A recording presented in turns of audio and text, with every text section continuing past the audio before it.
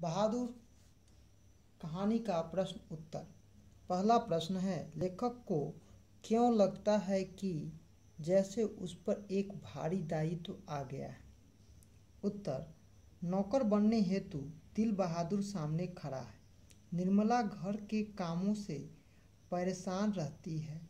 नौकर वाले लोग मौज से रहते हैं। लेखक के सामने खड़ा है नौकर बनने की बहादुर। नौकर रखना उसके लिए निहायत जरूरी है। इस स्थिति में लेखक को लगता है कि जैसे उस पर एक भारी दायित्व आ गया है। दूसरा प्रश्न है, अपने शब्दों में पहली बार दिखे बहादुर का वर्णन करना है। उत्तर, बहादुर खड़ा खड़ा अपनी आंखें मलका रहा था। 12-13 वर्ष की उम्र है। ठिगना, चकैठ शरीर, गोरा रंग, चपटा मुंह, सफ़ेद गंजी आधी बाह वाली, सफ़ेद कमीज, भूरे रंग का पुराना जूता पहने था। गले में स्काउटों की तरह बंधे रुमाल थे। तीसरा प्रश्न है, लेखक को क्यों लगता है कि नौकर रखना बहुत जरूरी हो गया था। तो लेखक के भाइयों के यहाँ नौकर थे। भाभियाँ आराम करती थी और रानी की तरह बैठकर समय बिताती थी। उसके विपरीत लेखक की पत्नी निर्मला दिन भर काम करते करते परेशान रहा करती थी। ऊपर से निर्मला अस्वस्थ भी रहने लगी थी। ऐसी हालत में लेखक को लगता है कि नौकर रखना बहुत ही जरूरी है। चौथा प्रश्न है, साले साहब से लेखक को कौन सा किस्सा असाधारण विस्तार से सुनना पड़ा। तो साले साहब से लेखक को बहादुर की एक किस्सा असाधारण विस्तार से सुनना पड़ा, जिसमें उसके द्वारा नेपाल को छोड़कर भारत आने का किस्सा था। पांचवा प्रश्न है, बहादुर अपने घर से क्यों भागा था। तो बहादुर की माँ उसको बहुत मारती थी। एक दिन भैंस के कारण गुस्सैली माँ ने उसे अधमरा कर दिया। उसी गुस्सा पर वह घर छोड़कर भाग गया। छठा प्रश्न है आपका, बहादुर के नाम से दिल शब्द क्यों उड़ा दिया गया, विचार करें। तो बहादुर के नाम से दिल शब्द को निर्मला ने उड़ा दिया। विचारणीय है क्यों। संभवतः निर्मला को बोलने में अथवा उसको बुलाने में कम समय की लगता होगा। दिल से जो बहादुर हो वह शरीर से बहादुर हो, ऐसा संभव नहीं होता है। लेकिन बहादुर की शारीरिक क्षमता बहादुर जैसा ही था, मात्र वह दिल से बहादुर नहीं था।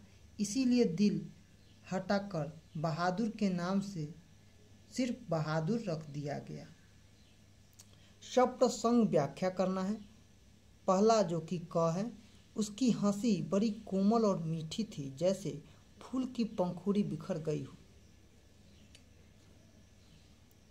प्रस्तुत पंक्ति हमारे पाठ्य पुस्तक गोधली भाग 2 के गद्य खंड के बहादुर शीर्षक कहानी से उद्धृत किया गया है, जिसके लेखक अमरकांत जी।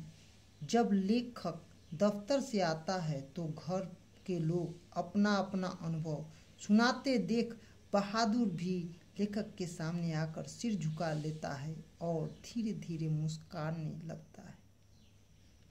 कुछ मामूली घटनाओं की रिपोर्ट देकर हंसने लगता है।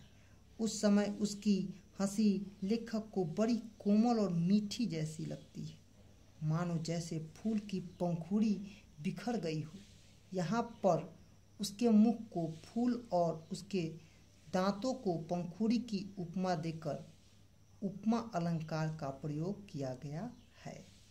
ख प्रश्न, पर वह बहादुर से भूल गलती अधिक होने लगी थी। प्रस्तुत पंक्ति हमारे पाठ्य पुस्तक गोधली भाग 2 के गद्य खंड के बहादुर शीर्षक कहानी से ली गई है। इसके लेखक अमरकांत जी हैं। कहानी प्रसंग में बहादुर को मारने वालों की संख्या जब 2 हो गई, किशोर के साथ साथ निर्मला के हाथों से भी बहादुर पीटने लगा। कभी कभी वह गलती में दोनों मारते थे तो उसका मन नहीं लगता था, जिसके कारण बहादुर से भूल और गलतियां अधिक होने लगी। जब किसी का मन क्षुब्ध हो तो भला कैसे किसी का काम किया जा सकता है। इसलिए जब मन ही नहीं लगेगा तो गलतियां होंगी। अगर वह कुछ चुरा कर ले गया होता तो संतोष हो जाता। प्रस्तुत पंक्ति हमारे पाठ्य पुस्तक गोधली भाग 2 के गद्य खंड के बहादुर शीर्षक से लिया गया है, जिसके कहानीकार अमरकांत जी हैं। कहानी के संदर्भ में बहादुर जैसा कर्मठ ईमानदार नौकर बिना तनख्वाह लिए जब सब कुछ छोड़कर भाग जाता है, तब किशोर बहादुर को खोजने के लिए पूरे शहर को छान डालता है। बहादुर कहीं नहीं मिलता है। अंत में किशोर निर्मला से कहता है कि अम्मा, यदि बहादुर मिल जाता तो उसे माफ़ी मांग लेता, कभी नहीं मारता। सच अब ऐसा नौकर कभी नहीं मिलेगा। कितना आराम दे रहा था। अगर वह कुछ चुरा ले गया होता तो संतोष हो जाता। वस्तुतः बहादुर जैसे ईमानदार कर्मठ नौकर मिलना तो मुश्किल ही है। फिर बहादुर कुछ नहीं ले गया, उससे उसकी कमाई को भी छोड़ दिया। भला इतना बड़ा त्यागी कोई दूसरा नहीं हो सकता है।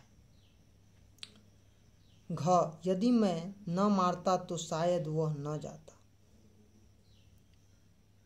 प्रस्तुत पंक्ति में अमरकांत द्वारा लिखित बहादुर शीर्षक कहानी में लेखक भी बहादुर को मार दिए तो बहादुर सब कुछ छोड़ भाग जाता। लेखक की अपनी लघुता का अनुभव होने लगा। यदि मैं न मारता तो शायद वह न जाता।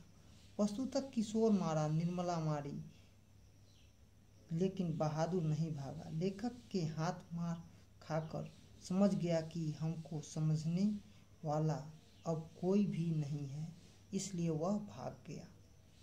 8वां प्रश्न है, काम धाम के बाद रात को अपने बिस्तर पर गए बहादुर को लेखक किन शब्दों में चित्र का आशय स्पष्ट करे।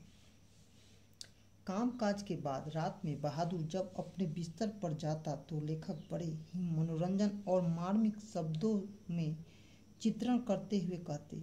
वह बिस्तर पर बैठ जाता और अपनी जेब से नेपाली टोपी निकालकर पहन लेता, जो बाईं ओर काफी झुकी रहती थी। फिर एक छोटा आईना निकालकर अपना मुंह देखता था और प्रसन्न नजर आता था। बाद में कुछ गोलियां, पुराने ताश की गड्डी, कुछ खूबसूरत पत्थर के टुकड़े, ब्लेड और कागज की नावें निकालकर उससे खेलता। बाद में धीमे धीमे स्वर में गुनगुनाता, जिसको लेखक समझ तो नहीं पाते थे, पर उसकी मीठी उदासी सारे घर में फैल जाती थी, जैसे कोई पहाड़ की निर्जनता में अपने किसी बिछड़े हुए साथी को बुला रहा है, जिसका आशा है कि बहादुर घर परिवार बंधुत्व से दूर रहकर भी अपने गीत के माध्यम से अपने अकेलेपन को व्यक्त करता था। 9वां प्रश्न है, बहादुर के आने से लेखक के घर और परिवार के सदस्यों पर कैसा प्रभाव पड़ा। बहादुर के आने से लेखक सहित घर और परिवार वाले सदस्यों पर विशेष प्रभाव पड़ा।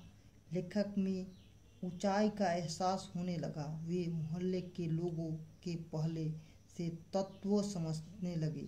किसी से सीधी मुंह से बात भी नहीं करते थे, किसी को ठीक ढंग से देखते भी नहीं थे। कई बार पड़ोसी के बीच कहते सुनने पड़े, जिसके पास कलेजा हो आजकल नौकर रखता है।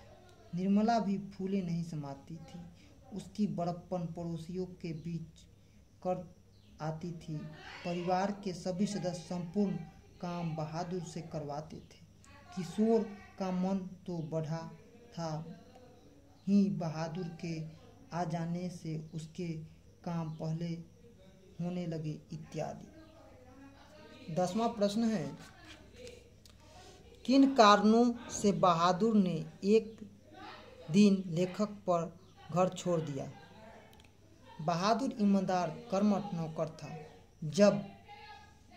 जब तक बहादुर को सदस्यों का प्यार मिलता रहा, वह लेखक के घर काम करता रहा। जब लेखक का पुत्र किशोर उसे पीटने लगा, तब वह हंस हंस कर झेलता रहता और मालिक निर्मला पर उस हाथ उठाई करता था।